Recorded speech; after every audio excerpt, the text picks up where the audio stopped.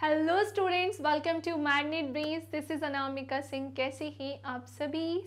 मैं आशा करती हूँ कि आप सभी बहुत अच्छे होंगे और हाजिर हो चुके होंगे इस प्यारी सी सेशन में, इस प्यारी सी वीडियो में। क्लास 10th में केमिस्ट्री का एक चैप्टर चल रहा है जिसका नाम है मेटल्स एंड नॉन मेटल्स, यानी कि धातुएं एवं अधातुएं, जिसके काफ़ी सारे सेक्शन में करवा चुकी हूँ। और ये चैप्टर ऑब्वियसली थोड़ा सा बड़ा है जिसमें हमें टाइम लग रहा है, तो हम टाइम लेंगे ताकि हमारी हर एक चीज़ अच्छे से कवर हो जाए।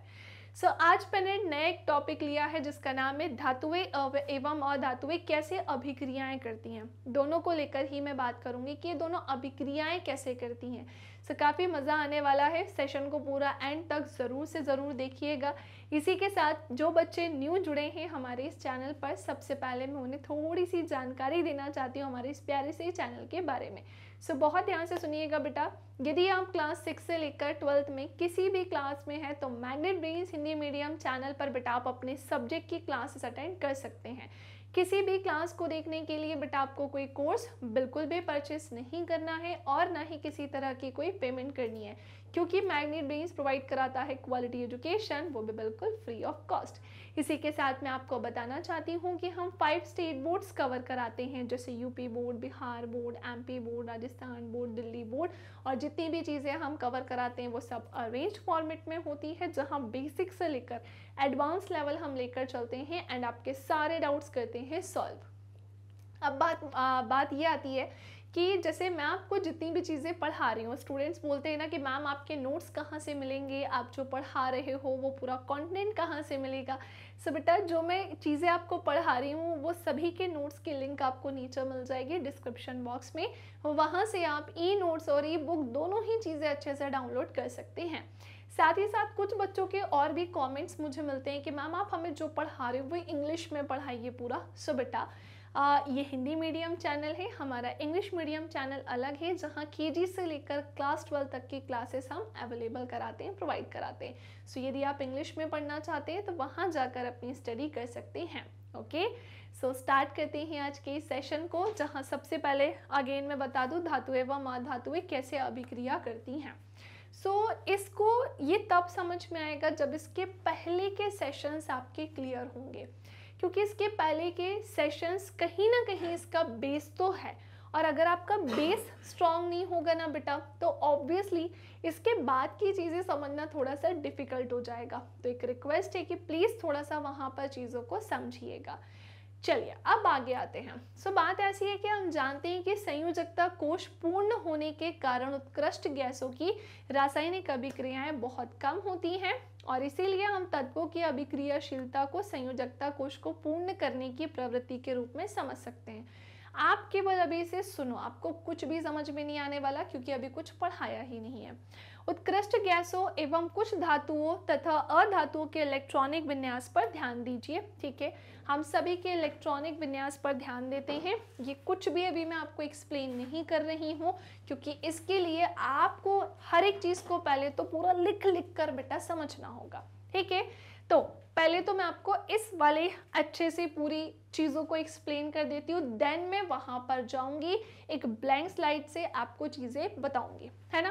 पहले तो ये समझो, आपके सामने यहाँ पर कुछ एलिमेंट्स दिए हुए हैं, कुछ तत्व दिए हुए हैं, और वो तत्व के रूप में हमें क्या मिलेंगे, कुछ उत्कृष्ट गैसें हैं हमारे सामने है धातुएं, यानी कि क्या है बेटा, मेटल्स हैं, और हमारे सामने क्या है, अधातुएं, यानी कि बेटा क्या हो जाएंगे, नॉन मेटल्स होंगे। क्लियर, क्या बोला है, मेटल्स एंड क्या है, नॉन मेटल्स। ठीक है भाई, अब बात ऐसी है कि वो उत्कृष्ट गैसें कौन कौन सी हैं, तो भैया जैसे हीलियम है, नियॉन है, ऑर्गन गैस हो गई। इसी के साथ हमारे सामने मेटल्स यानी कि धातुएं हैं, जिनमें क्या होगा, सोडियम है, मैग्नीशियम है, एल्यूमिनियम है, पोटेशियम है, कैल्शियम है। और हमारे सामने एलिमेंट्स में कुछ नॉन मेटल्स भी दिए हुए हैं, जिनमें nitrogen, oxygen, chlorine, phosphorus, sulphur, chlorine, ये सब हमें दिया है। पहले तो ये सुन लो, मेरे को पता है, मुझे पता है कि आपको पता होगा कि ये कुल एलिमेंट्स नहीं है, टोटल इतने ही तत्व होते हैं, बिल्कुल भी नहीं। अगर मैं कुल एलिमेंट्स या टोटल एलिमेंट्स की बात करूं बेटा वो 118 है। लेकिन अभी आप कौन सी क्लास में हैं? क्लास 10th में। आपकी NCERT में इतने ही एलिमेंट्स दिए हैं जिनके आधार पर मैं आपको ये पूरी कहानी अभी एक्सप्लेन करूँगी, ठीक है। इन्हें 3 कैटेगरी में डिवाइड किया है, जैसे कुछ होती हैं उत्कृष्ट गैसें, कुछ मेटल्स, कुछ नॉन मेटल्स यहाँ पर दिए हुए हैं। मेटल्स नॉन मेटल्स से डिफरेंट होते हैं, इवन इनकी फिजिकल प्रॉपर्टीज भी क्या होती हैं बेटा? अलग होती हैं। मेटल्स की फिजिकल प्रॉपर्टीज अलग होती हैं एंड नॉन मेटल्स की कैसी होती हैं? अलग। क्योंकि कुछ स्टूडेंट्स बोलते हैं ना मैम हमें कैसे पता चलेगा, तो वो मैं ऑलरेडी बता चुकी हूँ। इवन ये भी बता चुकी हूँ कि धातुएं अगर किसी के साथ अभिक्रिया करती हैं, चाहे वो एयर वायु हो, चाहे वो पानी हो, या फिर वो XYZ अम्ल ही क्यों ना हो, तो फिर वो हमें क्या क्या प्रोवाइड कराती हैं या वो रिएक्ट करती हैं भी कि नहीं, सब ऑलरेडी हो चुका है। हमें ये चीज़ें पता होंगी ना तो अब ये काम आसान हो जाएगा। आपके माइंड में चलेगा नहीं कि यार ये धातुएं इतनी होती हैं, कि आपको याद आ जाएगा भाई धातुएं तो ढेर सारी हैं। लेकिन अभी हमें यहाँ पर इतनी ही चीज़ों को लेकर क्या पढ़ना है, मैं आपको इनका इलेक्ट्रॉनिक विन्यास बताऊंगी, मैं बताऊंगी कि इनका इलेक्ट्रॉनिक विन्यास क्या होता है, कैसे निकलता है, सारी चीज़ों को, ठीक है।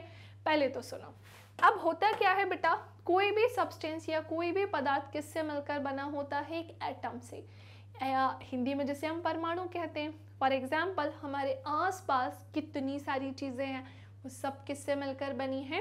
एटम से, यानी कि परमाणु। मैं मेरा नहीं बोल रही हूँ, क्योंकि मेरे शरीर की सबसे छोटी इकाई, इवन आपके शरीर की सबसे छोटी इकाई क्या होगी बेटा? वो सेल यानी कि कोशिका होगी। कोशिका सबसे छोटी यूनिट या इकाई होती है हमारे शरीर की। लिविंग्स में अगर मैं बात करूँ, सजीवों में, वही निर्जीवों में बात करूँ अगर मैं, तो भाई निर्जीवों में होता बेटा ये है कि ये सब की स्मॉलेस्ट यूनिट एटम होती है। वहीं अब मैं आपके सामने आई हूँ किसे लेकर? हीलियम को। हीलियम एक उत्कृष्ट गैस होती है। सबसे पहले तो मैं इसका क्या बनाती हूँ बेटा? एक एटम बनाती हूँ। मैंने इसका यहाँ पर क्या बना दिया है बेटा? एक एटम बनाया है। हीलियम के एटम की ही अगर मैं बात करूँ ना बेटा, है ना, तो पहली बात तो सभी की परमाणु संख्या पता होनी चाहिए। आप कुछ नहीं तो कम से कम आप कोशिश करो कि 30 तक जितने भी एलिमेंट्स हैं 118 में से एटलीस्ट आपको 30 के एटॉमिक नंबर तो याद हो। परमाणु संख्या, इसी को ही हम इंग्लिश में क्या बोलते हैं बेटा? सो यही इंग्लिश में एटॉमिक नंबर कहलाता है। कौन सा नंबर? यही इंग्लिश में एटॉमिक नंबर कहलाता है, ठीक है। अब मैम आपने ये हमें क्यों बताया है? क्योंकि मैं आपको बताने जा रही हूँ कि सभी के एटॉमिक नंबर फिक्स्ड होते हैं लेकिन अलग अलग होते हैं, और जितना जो एटॉमिक नंबर होगा उसी के आधार पर उसकी इलेक्ट्रॉन्स की क्या होती है बेटा? संख्या होती है। बेटा कोई भी जो एटम होता है ना, वो अपने कोशों में, ऑर्बिट्स में क्या होता है? डिवाइड होता है।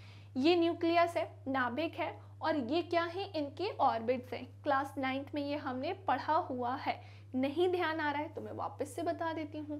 तो मैंने आपसे क्या बोला कि यहाँ पे न्यूक्लियस है यानी कि नाभिक है, और इसके चारों तरफ क्या होंगे? आपको ऑर्बिट्स, कोश मिलेंगे।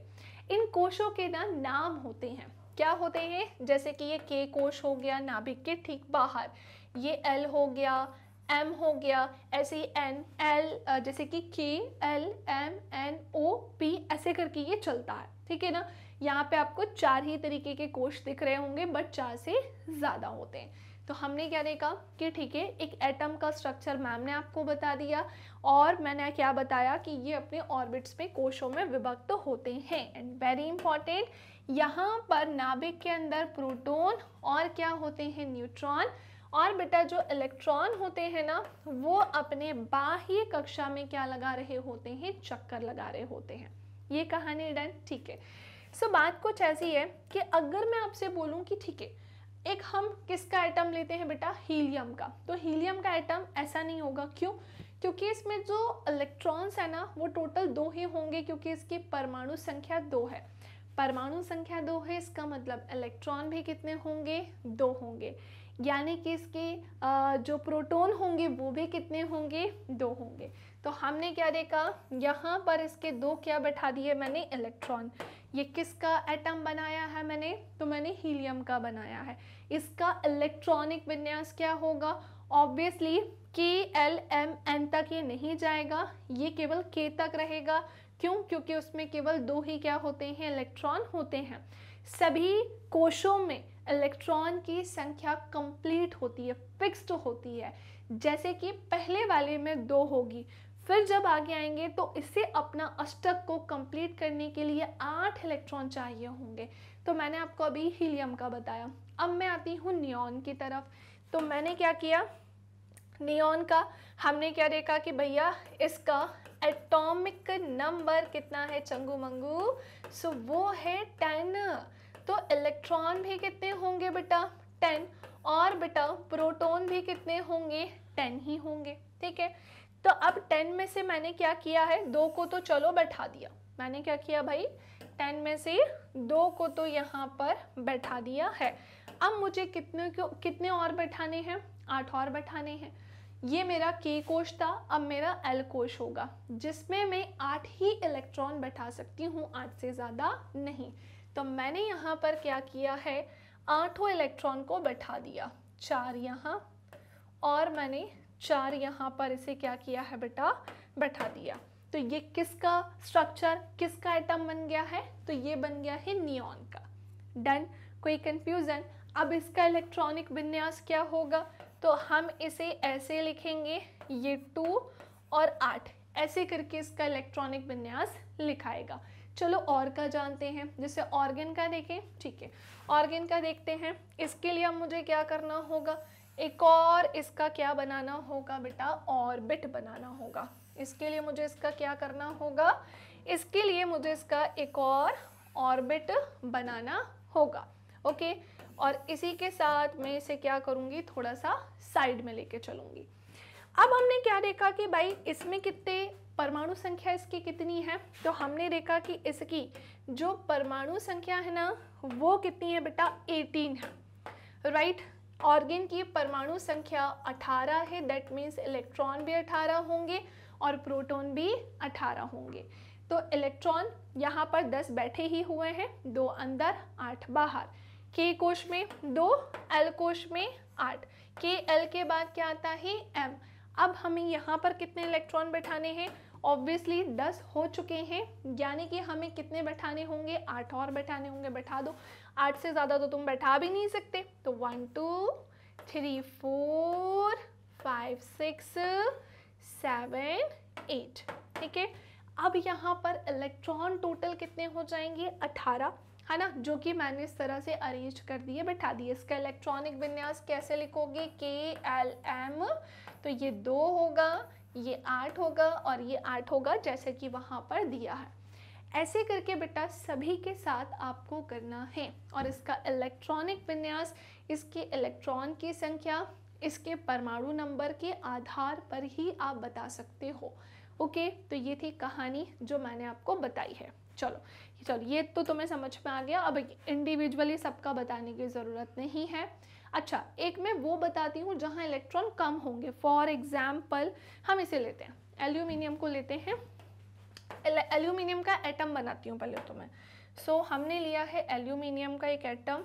ठीक है, ये इसका नाभिक और ये इसके क्या होंगे, के एल, ये इसके कोश हैं। ठीक है, अब अगर हम बात करते हैं एल्यूमिनियम की, तो इसकी परमाणु संख्या 13 है। दैट मीन्स इसमें इलेक्ट्रॉन्स कितने होंगे, 13। इस वाले में हम कितने बैठा सकते हैं बेटा, 2 ही बैठा सकते हैं। 13 में से 2 बैठ गए, 11 बाकी हैं। फिर मैंने कितने बैठा दिए, 8। सो 1 2 3 4 5 6 7 8। चलो, तो हमने क्या किया, 13 में से हमने 8 यहाँ 2 वहाँ, यानी कि हमने 8 और 2 10 बैठा दिए। 3 अभी भी बाकी हैं। अब आप क्या करोगे, देखो 3 के लिए आप क्या करोगे, जो आपका लास्ट वाला ऑर्बिट होगा ना, उसमें तीनों बैठा दो। तो मैंने एक यहाँ बैठा दिए, एक यहाँ और एक यहाँ। ऐसे करके कितने बैठ गए बेटा, टोटल 3 बैठ गए। कोई कन्फ्यूज़न, कोई समस्या? कोई समस्या नहीं है। ठीक है, तो हमने क्या देखा कि जो हमारे एलिमेंट्स होते हैं, जो हमारे तत्व होते हैं, उनके बारे में अगर बात करें, सो ये के एल और एम कोश में हमने एल्यूमिनियम को भी बैठा दिया इस तरह से। लेकिन ये 8 ही होंगे, 8 से ज़्यादा नहीं। अगर ज़्यादा होंगे तो नेक्स्ट वाले में शिफ्ट कर दिए जाएंगे। ओके, तो हम इनको एक्चुअली में इनके ऑर्बिट्स के अकॉर्डिंग ही इनके इलेक्ट्रॉन संख्या को अरेंज करते हैं। दैट्स इट, ये थी कहानी। अब बात आती है कि मैम ये सब क्या है, यहाँ पर क्या किया जा रहा है। तो मैं आपको यहाँ पर कुछ चीज़ें समझाती हूँ। जैसे कि आपने कभी कभी देखा हो जो एटम होता है ना, पहले तो आपको समझना होगा, आपने कई बार देखा होगा कि आपको या तो ये ऐसे मिलेगा या तो ये ऐसे मिलेगा, राइट? या तो चीज़ें ऐसे मिलेंगी या तो ऐसे मिलेंगी। क्या आपने कभी सोचा है कि ये क्या है? दोनों में कोई डिफरेंस भी होता है क्या? जनरली स्टूडेंट्स को लगता है कि दोनों एक ही चीज़ है। तो सबसे पहले तो मैं बताना चाहती हूँ, नहीं, ऐसा बिल्कुल भी नहीं है, दोनों ही अलग अलग चीज़ें हैं। ये हमारा सोडियम एटम है एंड ये हमारा सोडियम आयन है। ये हमारा क्लोरीन एटम है और ये क्लोरीन आयन है, ठीक है? दोनों में डिफरेंस हुआ कि नहीं हुआ? चलो अब हम इनको बहुत अच्छे से जानते हैं। सबसे पहले तो दोनों में डिफरेंस क्या है और मैं क्यों ये सब एक्सप्लेन कर रही हूँ मैं आपको बता देती हूँ। क्योंकि इसे एक्सप्लेन ये मैं करना चाहती हूँ कि अभी आपको ना कहानी मिलेगी आगे। जैसे हमें इनके इलेक्ट्रॉनिक विन्यास क्या होते हैं, कैसे निकाले जाते हैं, ये सब सीखना होगा। और हमें ये जानना होगा कि सबका जो जैसे सोडियम और सोडियम आयन में डिफरेंस क्या है, कब इलेक्ट्रॉन को ग्रहण किया जाता है, कब इलेक्ट्रॉन को त्याग किया जाता है, ये पूरी कहानी। ओके, तो ध्यान से सुनेंगे। सबसे पहले तो मैं यहाँ पर बना रही हूँ सोडियम का एटम, और उसके पहले भाई इसकी परमाणु संख्या कितनी होती है, तो ध्यान से सुनेंगे। सोडियम की जो परमाणु संख्या है बेटा वो होती है 11। और मैंने यहाँ पर क्या बनाया है, तो मैंने बना दिया सोडियम का एक छोटा सा एटम, और मैंने क्या बनाया, तो नाभिक है उसका, फिर ये K, L और ये इसका M कोश होगा। आपको पता है जो एक एटम होता है ना, वो अपने कोशों में ऑर्बिट्स में क्या होता है, डिवाइड होता है, ठीक है? सो ये इसका क्या होगा बेटा, K कोश है, ये L है, ये M है, N O P ऐसे करके ये चलता है, ठीक है? तो हमने क्या देखा, K L M N O P ऐसे चलेगा ये। और सबसे सेंटर में क्या होता है, नाभिक, जिसमें क्या होते हैं बेटा, प्रोटॉन और होते हैं न्यूट्रॉन। ये सोडियम एटम मैंने बनाया है जिसकी परमाणु संख्या 11 है। दैट मीन्स इसमें इलेक्ट्रॉन की संख्या भी कितनी होगी, 11 होगी। तो अब मैं क्या करने वाली हूँ, इसमें इलेक्ट्रॉन्स को बैठाने वाली हूँ। सबसे पहले मैं बताना चाहती हूँ कि नाभिक के बाद जो पहला कोश होता है यानी कि K कोश, इसमें केवल 2 ही इलेक्ट्रॉन बैठ सकते हैं। फिर यहाँ आते हैं तो इसमें कितने बैठा सकते हैं, इसे अपना स्टक कंप्लीट करने के लिए 8 इलेक्ट्रॉन चाहिए। तो हमें बैठाने तो वैसे भी बेटा 11 है ना, तो मैंने यहाँ पर 1 2 3 4 5 6 7 8 8 यहाँ पर बैठा दिए। दैट मीन्स मैंने यहाँ पर टोटल 10 इलेक्ट्रॉन्स को बैठा दिया। अब बचा एक, तो उसे मैंने यहाँ पर बैठा दिया। सो एक्चुअली में ये जो पूरा स्ट्रक्चर आप देख रहे हो ना, ये किसका बना है, सोडियम का एटम है, ठीक है? लेकिन मैं आपको एक बात बताऊँ, होता क्या है ना, इस सोडियम का जो लास्ट वाला इलेक्ट्रॉन है वो यहाँ पर अकेला है। क्या कहा बेटा मैंने आप सभी से कि वो यहाँ पर क्या है, अकेला है। इसे अपना अष्टक करना होगा कंप्लीट, जिसके लिए इसे कितने और इलेक्ट्रॉन चाहिए होंगे, 7। अब मैं ये क्या कह रही हूँ, तो बेटा इस वाले कोश में भी कितने इलेक्ट्रॉन होने चाहिए, 8 होने चाहिए। और सोडियम के पास यहाँ कितने इलेक्ट्रॉन है भाई, एक ही इलेक्ट्रॉन है। इसे और कितने इलेक्ट्रॉन बेटा चाहिए, तो इसे 7 और इलेक्ट्रॉन चाहिए। तो आप मुझे एक बात बताओ, आपके पास 8000 चाहिए आपको किसी चीज़ को परचेस करने के लिए, ठीक है ना? किसी भी चीज़ को परचेस करने के लिए फॉर एग्जांपल आपको 8000 रुपये चाहिए। तो आपने क्या किया, आपके पास ना 1000 रुपये थे, तो आपको आपके फ्रेंड से, दोस्त से 7000 मांगने पड़ेंगे। तो मुझे ईमानदारी से बताओ, तुम्हें पैसे मांगते समय थोड़ी प्रॉब्लम तो होगी, तुम थोड़े से विचार करोगे, सोचोगे कि यार मैं कैसे 7000 मांग सकता हूँ, है ना, इतने पैसे नहीं मांग सकता। तो तुम क्या करोगे, उस 1000 के बारे में सोचने लगोगे, भाई नहीं मैं 7000 नहीं मांग सकता। सेम ये चीज़ इलेक्ट्रॉन के साथ है भैया। अष्टक कंप्लीट करने के लिए इस कोश में 8 इलेक्ट्रॉन होने चाहिए, इसके पास एक ही है, इसको 7 मांगने पड़ेंगे। तो ये क्या करेगा, अपने एक का त्याग कर देगा। ये क्या करेगा, अपने एक का त्याग कर देगा। क्या ये बात समझ में नहीं आई? और फिर वो क्या बनाएगा, तो वो फिर बनाएगा सोडियम आयन। क्या बनाएगा ये, इस तरह से सोडियम आयन बनाएगा जिसपे जो आवेश या जो चार्ज होगा वो पॉजिटिव होगा। क्यों होगा, क्योंकि इसके पीछे रीज़न है। जब भी इलेक्ट्रॉन का क्या किया जाता है बेटा, तो इलेक्ट्रॉन का जब भी त्याग किया जाता है, ठीक है ना, इसको हम ऐसे लिखते हैं कि देखो भाई, जो इलेक्ट्रॉन है या तो इसको आप क्या करोगे, त्यागोगे, है ना, त्याग करोगे, या तो फिर आप इसे क्या करेंगे बेटा, ग्रहण करेंगे। दो ही चीज़ हो सकती है, या तो आप इसका त्याग करेंगे या तो आप इसे ग्रहण करेंगे। अगर आप इसे त्याग करते हैं, इलेक्ट्रॉन के त्यागने की जो प्रोसेस या इसमें जो चार्ज होता है ना, वो पॉजिटिव होता है, और जब इलेक्ट्रॉन को ग्रहण किया जाता है फिर जो चार्ज होता है वो कैसा होता है, नेगेटिव। इस कंडीशन में सोडियम ने क्या किया है, अपने एक इलेक्ट्रॉन का त्याग कर दिया, जिसके कारण बन गया वो सोडियम आयन। और अब इसमें इलेक्ट्रॉन की संख्या कितनी हो जाएगी, ये तो वो होगी 10। समझे कि नहीं ये कहानी, पूरी बात समझ में आ गई, डन डना डन डन। तो ये था सोडियम और सोडियम आयन के बीच का डिफरेंस। और आगे बढ़ते हैं अब हम फटाफट से, और मैं आपको क्लोरीन का कॉन्सेप्ट बताती हूँ, है ना, क्लोरीन और क्लोरीन आयन को लेकर, ठीक है, ताकि अभी जब मैं आपको थ्योरी एक्सप्लेन करूँ तो आपके पहले से ये कॉन्सेप्ट क्या हो बेटा, अच्छे से क्लियर हो। मैं नहीं चाहती किसी भी तरीके का कोई डाउट आपके माइंड में रह जाए, और वो तो रहना भी नहीं चाहिए, ठीक है। सो हमने क्या देखा, क्लोरीन की बात है। सो पॉइंट ये है कि मैम क्लोरीन की परमाणु संख्या कितनी होती है, सो बेटा वो 17 होती है। इसका मतलब इसमें इलेक्ट्रॉन्स भी कितने होंगे बेटा, ऑब्वियसली वो भी कितने होंगे, 17 ही होंगे।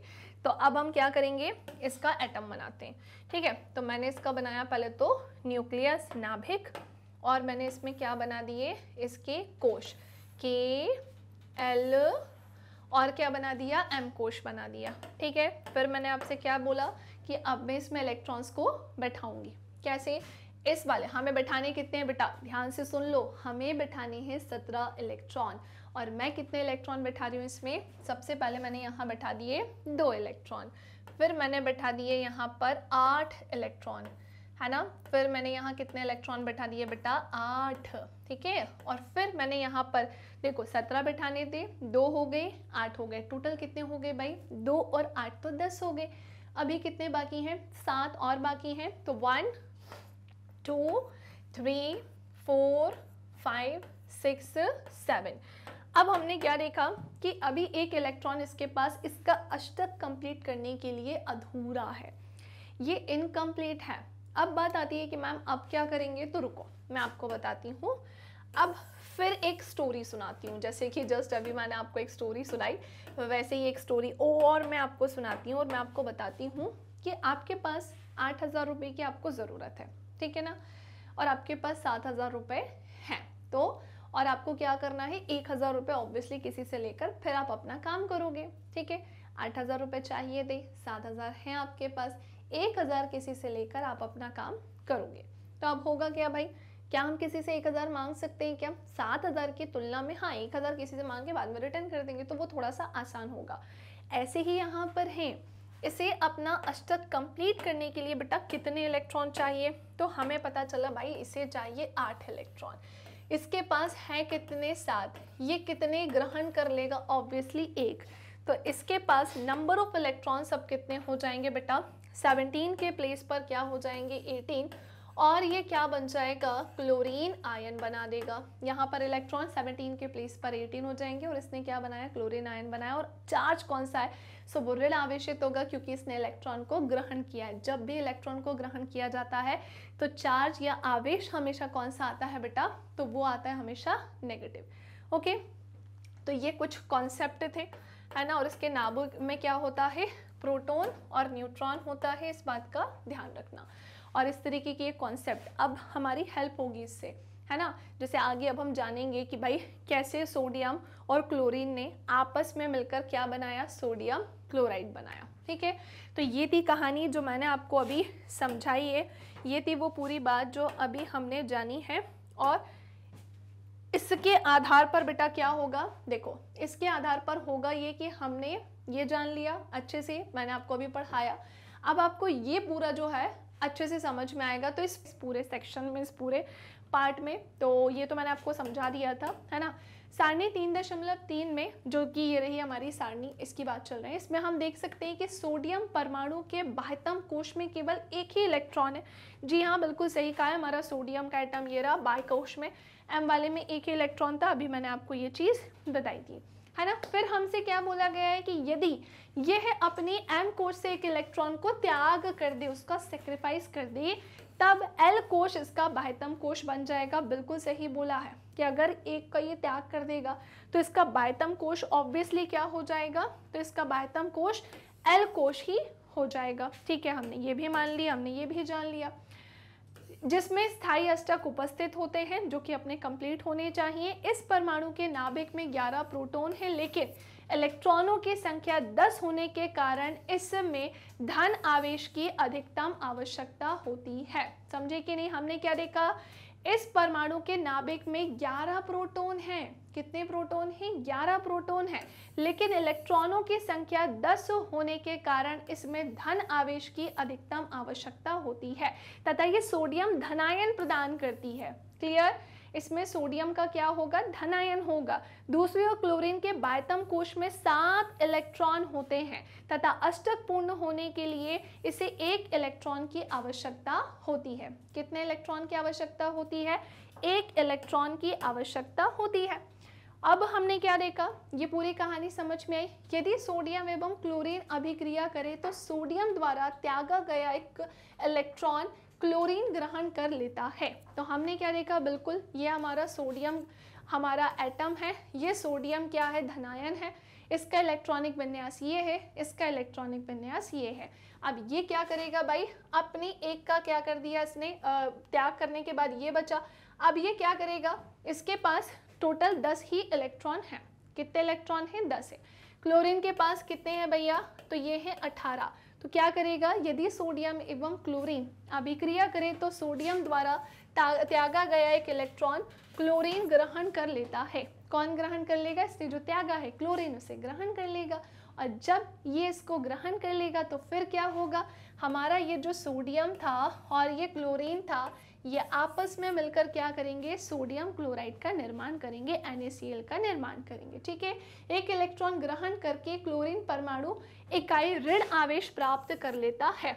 और क्योंकि इसके नाभिक में 17 प्रोटॉन होते हैं तथा इसके Kl एवं M कोशों में 18 इलेक्ट्रॉन होते हैं। इलेक्ट्रॉन कितने होते हैं उसमें? 18 होते हैं। इससे क्लोराइड ऋणायन प्राप्त होता है। इसीलिए ये दोनों तत्वों के बीच निम्नलिखित प्रकार से आदान प्रदान का संबंध स्थापित करते हैं, जैसा कि चित्र 3.5 में बताया गया है। समझे कि नहीं समझे? चलिए भाई, तो हमने ये पूरी कहानी जान ली है, हमें ये पूरी कहानी समझ में आ चुकी है। हमने क्लोरीन के बारे में भी ये देखा। अब विपरीत आवेश होने के कारण सोडियम तथा क्लोराइड आयन परस्पर आकर्षित होते हैं। एक का चार्ज कैसा है? पॉजिटिव। एक का क्या है? नेगेटिव। एक धन आयन है, एक ऋण आयन है। तो ये जो ऑपोजिट चार्ज वाले होते हैं, ये एक दूसरे को क्या करते हैं? अट्रैक्ट करते हैं, आकर्षित, तथा मजबूत स्थिर वैद्युत बल में बनकर सोडियम क्लोराइड के रूप में ये उपस्थित रहते हैं। ध्यान देने योग्य बात यह है कि सोडियम क्लोराइड अणु के रूप में नहीं पाया जाता है, बल्कि ये विपरीत आयनों का क्या होता है? समुच्चय होता है। अब एक और आयनिक यौगिक मैग्नीशियम क्लोराइड के निर्माण को चित्र 3.6 में यहाँ पर दर्शाया गया है। धातु से अधातु में इलेक्ट्रॉन के स्थानांतरण से बने यौगिकों को ही हम आयनिक यौगिक या वैद्युत संयोजक यौगिक कहते हैं। अब हमने क्या देखा, जैसे मैग्नीशियम है, जैसी कहानी हमने सोडियम, जैसी कहानी हमने क्लोरीन के साथ की थी, ठीक उसी तरह से हमें मैग्नीशियम के साथ भी करना है। क्यों? ये मैग्नीशियम एटम है और ये मैग्नीशियम आयन है। इसने क्या किया? अपने 2 इलेक्ट्रॉन का त्याग। क्यों? क्योंकि इसके पास 8, 9, 10, 12, इनके पास टोटल 11, तो सोडियम के होते हैं ना, टोटल इसके परमाणु संख्या कितनी है? 12 है। यानी कि इसके बाह्य कोश में 2 इलेक्ट्रॉन होंगे, सोडियम के में 1 थे, इसके में 2 होंगे। तो अब ये अपना स्टक कंप्लीट करेगा क्या? नहीं करेगा, तो इस 2 का त्याग कर देगा। इसीलिए ये सोडियम धनायन बनाएगा, क्योंकि इसने क्या किया है? 2 इलेक्ट्रॉन का त्याग कर दिया।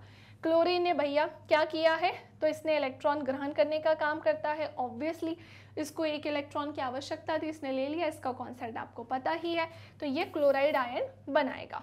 अब हमने क्या देखा कि इन्होंने आपस में मिलकर क्या बनाया, फिर मैग्नीशियम क्लोराइड का क्या किया है बेटा, निर्माण किया है। किसका निर्माण किया है, मैग्नीशियम क्लोराइड का। मैग्नीशियम ने क्लोराइड से मिलकर मैग्नीशियम क्लोराइड का निर्माण किया। ठीक है, तो ये थी कहानी। नेक्स्ट, अब हमारे सामने जो आयनिक यौगिकों की बात चल रही है, इसको लेकर थोड़ी सी प्रॉपर्टीज हम जानते हैं। बट आपके लिए एक एक्टिविटी है जो कि आपके एनसीईआरटी में दी गई है, गिवन है, तो पहले उसे समझते हैं।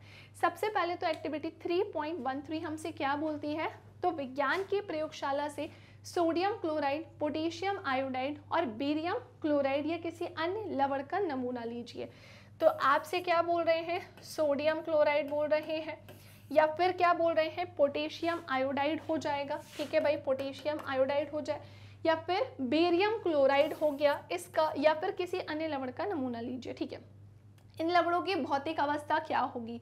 अब मैं आपको बताऊं इनकी फिजिकल स्टेट क्या हो सकती है। भैया ये सॉलिड भी हो सकते हैं, सॉलिड एंड ब्रिटल भी हो सकते हैं, यानी कि भैया ठोस एवं क्या होंगे, ठोस तथा भंगुर। ठोस तथा हम क्या बोलेंगे, भंगुर बोलेंगे। क्लियर, पहली कहानी समझ में आई। फिर क्या बोल रहे हैं, धातु के स्पैचुला पर छोटी मात्रा में नमूनों को लीजिए तथा इसे ज्वाला पर 3.7 के अनुसार गर्म कीजिए और अन्य नमूने के साथ भी यही क्रिया दोहराइए। ठीक है भाई, ये आपके हमने क्या देखा, नमूना युक्त स्पैचुला है जो कि यहाँ पर हमने लिया है। ये बर्नर है जिससे ऑब्वियसली क्या निकल रही है, आग। स्पैचुला पर लवण के नमूने को गर्म करने को बताया जा रहा है यहाँ पर। ठीक है, पहले तो इसका स्क्रीनशॉट लो, जल्दी से ले लिया इसका स्क्रीनशॉट। अब देखो क्या होगा। आप क्या देखते हैं, क्या ये नमूने ज्वाला को रंग प्रदान करते हैं, क्या यौगिक पिघलते हैं। पहली बात तो हम क्या बोलेंगे, नो, नहीं, ये पिघलते तो नहीं है, लेकिन एक रंग जरूर प्रदान करते हैं। किसको कौन सा रंग प्रदान करते हैं, तो जैसे सोडियम क्लोराइड है ना, इसका कलर क्या है भैया, ऑरेंज हो जाएगा। ठीक है, पोटेशियम आयोडाइड का कलर क्या हो जाएगा बेटा, वॉयलेट हो जाएगा, यानी बैंगनी है। और बेरियम क्लोराइड का क्या हो जाएगा, तो ध्यान से सुनिएगा, हमने क्या देखा, इसका ऑरेंज है, इसका क्या हो जाएगा, वॉयलेट हो जाएगा। एंड इसका क्या होगा, तो ये होगा क्या बेटा, ग्रीन। समझे कि नहीं समझे। तो हमने देखा भाई इसने अपने कलर को क्या कर लिया है, चेंज कर लिया है। तो कलर तो हमें समझ में आ गई। अब क्या होगा भाई, हमने देख लिया कि ये क्या होंगे, यौगिक पिघलते नहीं। क्या ये पिघलते हैं, यौगिक पिघलते हैं, तो भाई पिघलेंगे तो नहीं। फिर क्या बोल रहे हैं, नमूनों को जल, पेट्रोल एवं कैरोसिल में घोलने का प्रयास कीजिए। क्या ये इसमें घुलनशील होंगे, तो मेरी बात ध्यान से सुनो, ये H2O वाटर में तो क्या होंगे, घुलनशील। क्या होंगे, घुलनशील। लेकिन अगर बात आती है पेट्रोल एवं कैरोसिन की, इसमें कैसे हो जाएंगे बेटा, अघुलनशील। क्या हो जाएंगे, इसमें अघुलनशील हो जाएंगे। ठीक है, नाउ नेक्स्ट आते हैं इसी के साथ। चित्र 3.8 की तरह एक परिपथ बनाइए और किसी एक लवण के विलयन में इलेक्ट्रोड डाल दीजिए।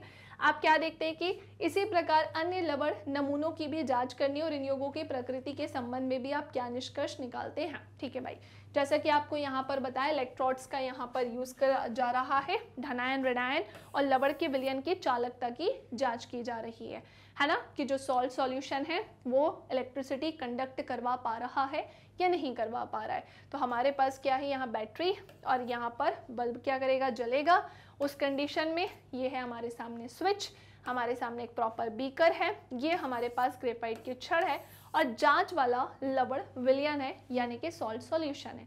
सो अगर हम यहाँ पर बात करते हैं इसकी चालकता की सॉल्ट सॉल्यूशन को लेकर, तो यस, इस कंडीशन में यहाँ पर क्या होगा, इलेक्ट्रिसिटी कंडक्ट होगी और ये जो बल्ब है वो ग्लो करेगा, यानी कि जलेगा।